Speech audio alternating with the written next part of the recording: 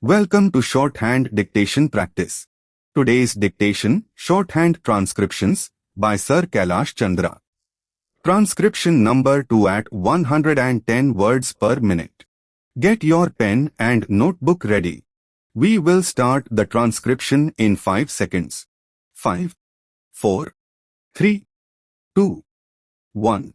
Start. Transcription number 2.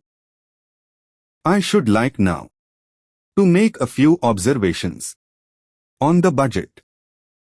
This budget marks a turning point in the history of our country.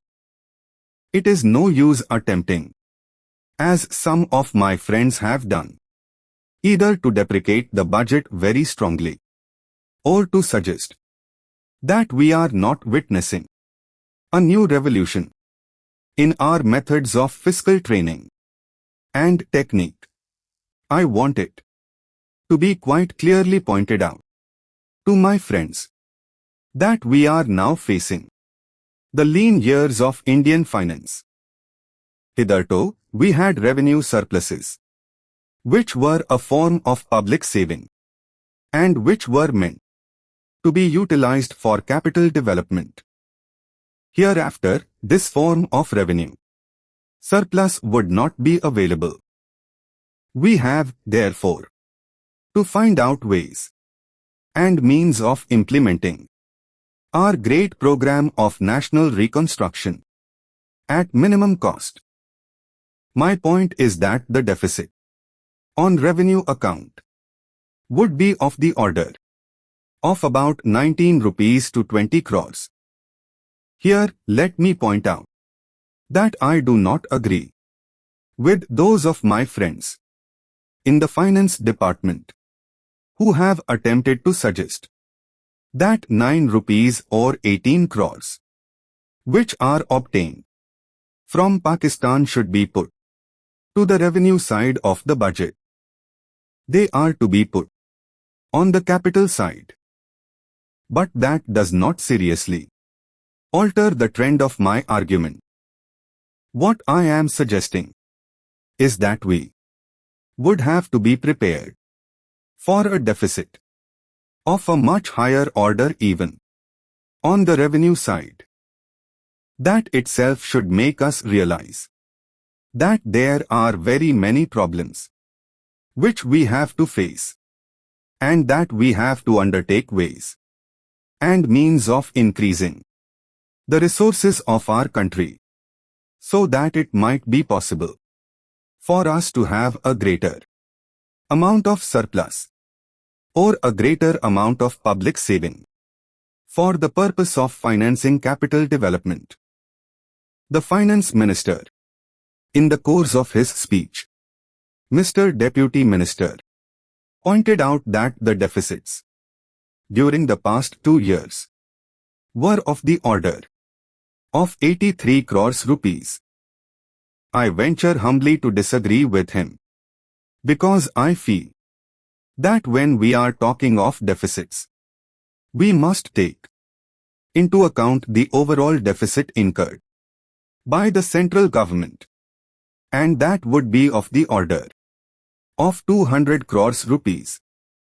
During the years of relatively light expenditure, we had a shortfall of about 200 crores rupees. Undoubtedly, now when we are going to have a very great amount of expenditure, we might have a greater amount of deficit, and we would have to find out ways and means of trying to meet our capital expenditure. Some members have pointed out that deficit financing is good. Others have pointed out that it is poison. One member who preceded me pointed out that it could be taken like a tonic. Now, I am not willing to enter into the merits of deficit financing or demerits of deficit financing in an academic spirit. The time has now come when we should face realities. I do suggest that we have to indulge in deficit financing. Because without indulging in deficit financing, it would not be possible for us to indulge in capital expenditure on such a large scale. But when we are talking of the scope of deficit financing, I would like to place before the House and the Finance Minister the two great limitations which face us. The first limitation that faces us is that concerning the internal price level. The Finance Minister referred to the cost of living. He said that he was going to keep a watch over the cost of living so that it may not shoot up within a short period and make a mess of the plans of capital development. But there is another limitation which has also to be borne in mind, a limitation which has not received as much notice as it should have done in all the discussions that have taken place on deficit financing.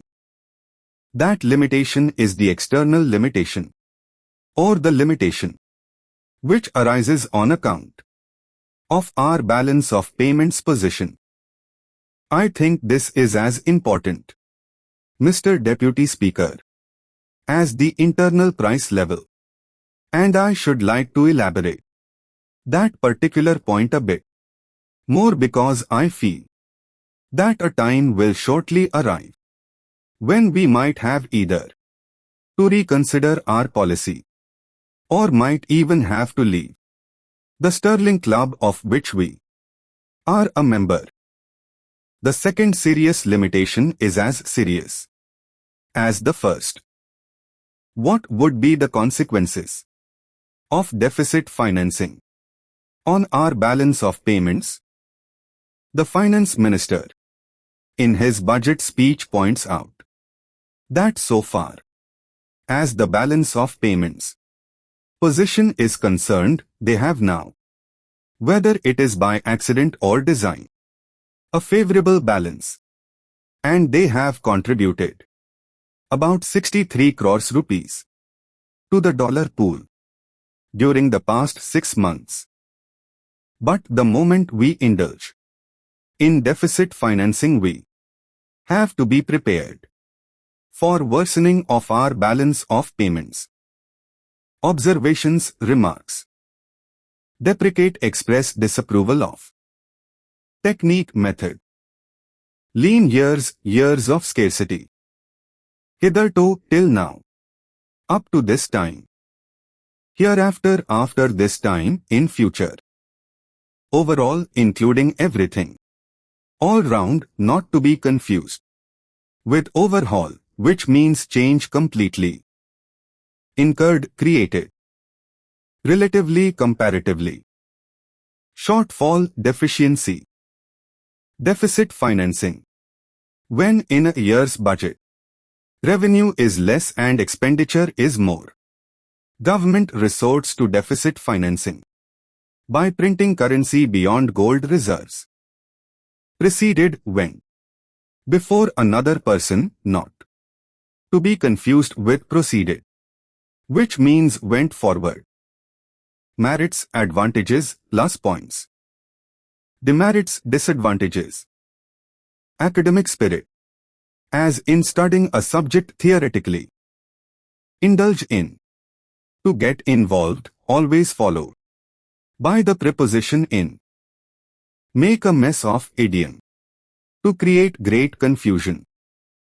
Shortly, in the near future, different from recently, which means in the recent past. Sterling Club, group of countries which accept the pound sterling as a mutually exchangeable currency. This completes today's dictation. Practice well and see you in the next session.